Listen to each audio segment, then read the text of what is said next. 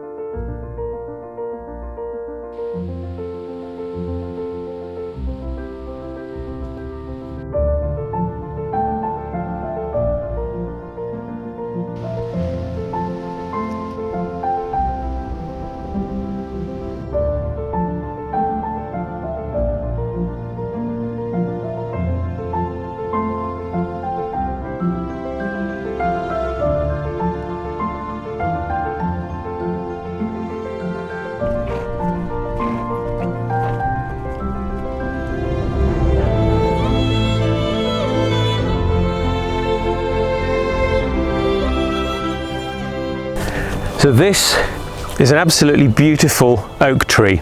It's just coming into leaf. These are the young oak leaves. It's probably only been in leaf for a matter of days. And here, if I can get up to it, this is one of last year's oak galls.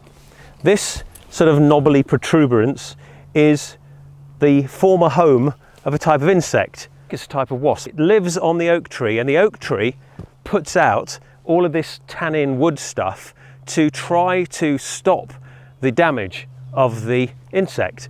But this means this is very rich in tannin. Now, the interesting thing about this one is it's been vacated. So I can happily take that off the tree and use it to make my medieval ink without disturbing the home of anything, and probably without damaging the oak tree in any way. Now, interestingly, on this tree, I've noticed a couple of new oak galls forming, which I've never seen before, so I might be wrong, but I think this is a new oak gall up here, this much lighter colour, this reaction caused by another one of these wasps or insects that live on the oak tree. Fascinatingly, that's going to be turning into, steady girl, that's going to be turning into one of these oak galls later. So next year I can come out, same tree, and pick some more oak galls to make into my medieval ink. So this is what Gossamer and I picked just now. These are old oak apples. I don't know when medieval people would have collected the oak apples.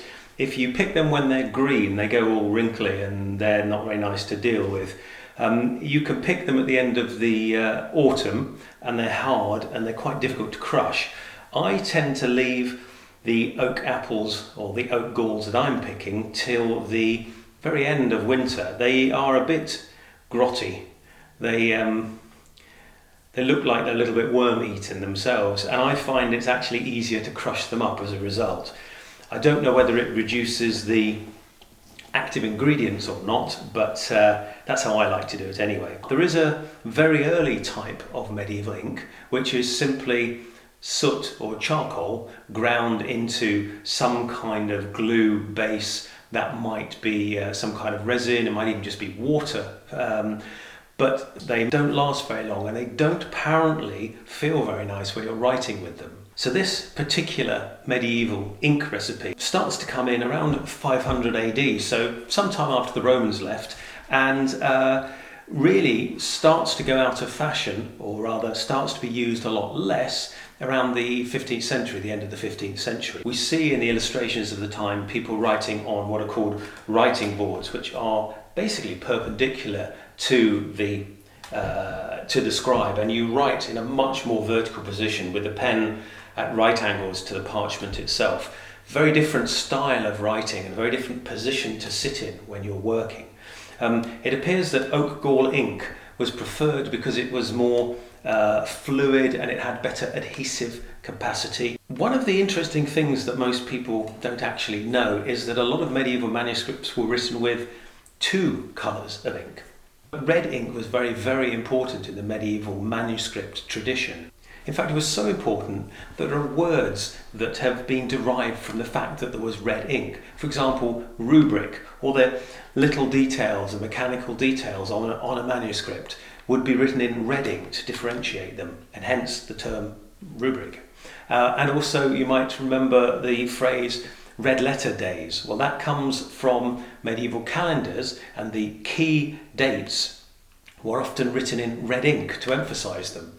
So literally being written in red ink means a red lettered day.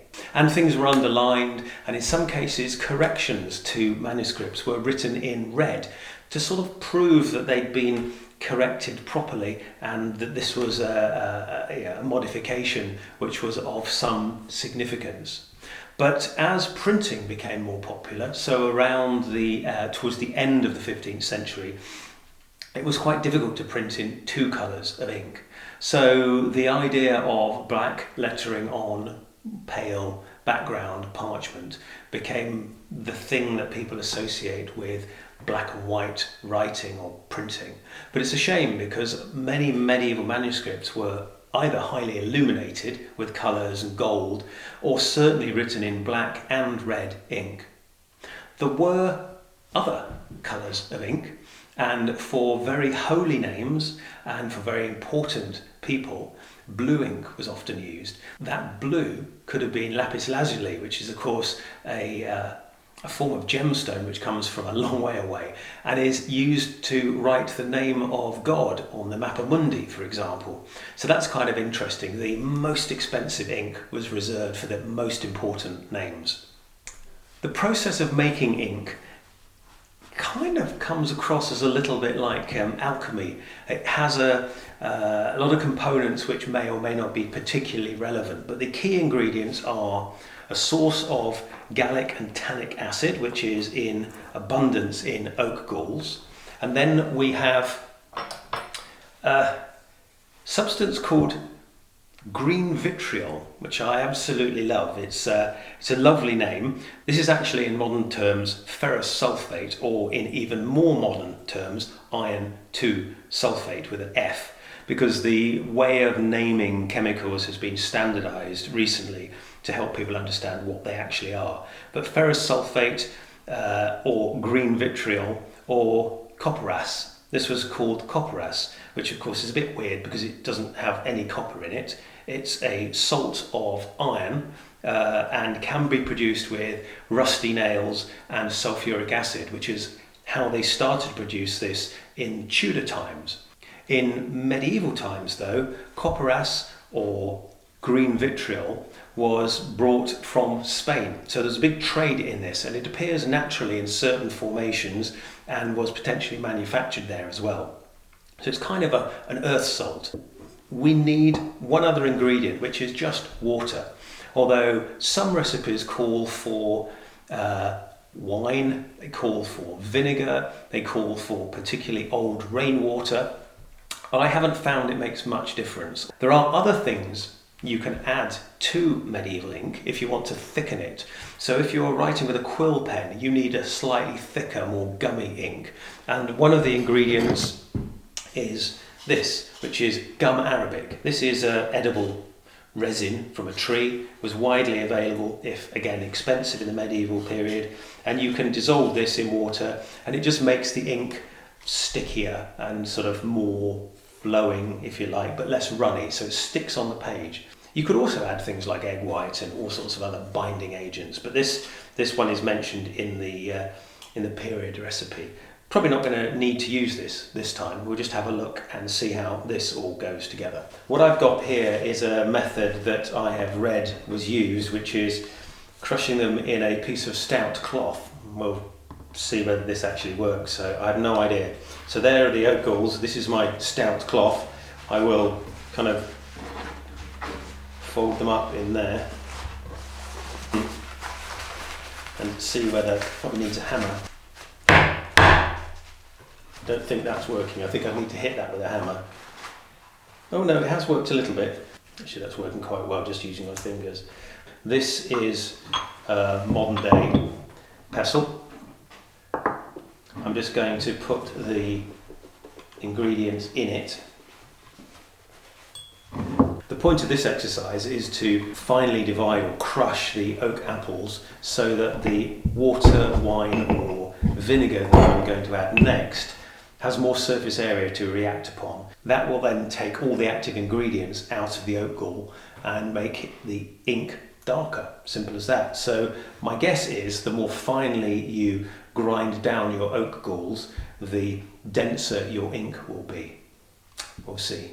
In the recipes, it talks about rainwater, or it talks about vinegar, or it talks about wine. Well, I've just got water here, and I'm going to try that out. The recipe also instructs you to use a figwood stick to stir the mixture. I don't have any figwood. I'm not sure whether it would make any difference. Maybe hazel or ash or oak would work perfectly well. What I have is a modern stainless steel spoon. So I'm going to just stir this mixture up. It's going sort of like a very dark tea colour. They say leave this for 24 hours or several days. You can see the active ingredients coming out. You can see the tannins and the gallic acids coming out into the solution. So the longer you leave it, the more of the water-soluble acids will come out, I presume, and the more will be available to react with the next ingredient I'm going to add. But this seems to be doing quite nicely. This is quite a... You could possibly use this as ink itself, but it's not very dark, and I think when this was on paper, it probably would be very, very pale. Let's add the next ingredient, the wonderfully named green vitriol. Well, it's instantly, almost instantly, it's gone inky black. There's a little bit of a delay, and there's a very irony smell coming from it. It sort of resembles the smell of blood, but not really. It's got a sort of iron scent to it. But I presume this reaction will continue. The more you stir it, if you were to heat it up, the reaction would probably increase, and you would obviously want to filter this ink itself and add the thickening agent if you wanted that to happen, or evaporate off some of the water. I guess if you left this to thicken on a plate or something like that, it would dry out, the water would come off and the ink itself would thicken naturally. So timing was obviously an important part of this. The medieval period is all about having time to do things and taking your time. So this is not instant ink. Well, actually, having said that, it's pretty close to black now. But apparently on the page, it darkens.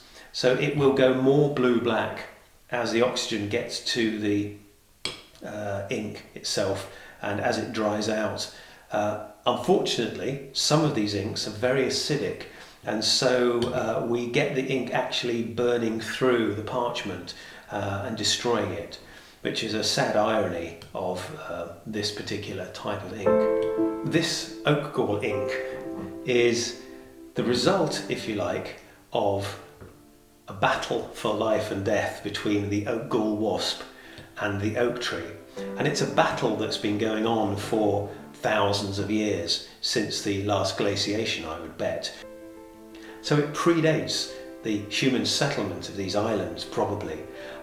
It certainly predates the invention of writing, or the use of writing on these islands. And it is wonderful to think that the battle that's still going on out there in nature between the wasp and the oak tree has enabled people to make a form of ink which can transmit their thoughts down the ages to us now. The instructions we have for making oak gall ink are probably written in oak gall ink.